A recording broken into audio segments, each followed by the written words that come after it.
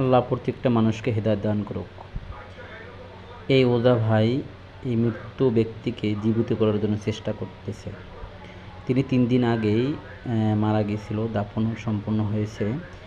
তাকে এখন বাঁচানোর জন্য চেষ্টা করতেছে। এই কুসংস্কার থেকে সবাইকে হেদায়েত দান করুক। দেখেন এই লোকটা কবরের পাশে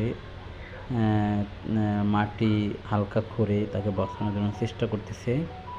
তিনি কিছুদিন আগে সাপের কামড়ে মারা গিয়েছিল। তারপর 3 দিন হয়ে গেছে, এখন ওঝা এসে তাকে বাঁচানোর জন্য চেষ্টা করতেছে। দেখেন মানুষ কতটা মূর্খ এবং হইলে এই কাজটা করতে পারে। প্রত্যেকটা মানুষকে এই কুসংস্কার থেকে হেদায়েত দান করুক। আমিন।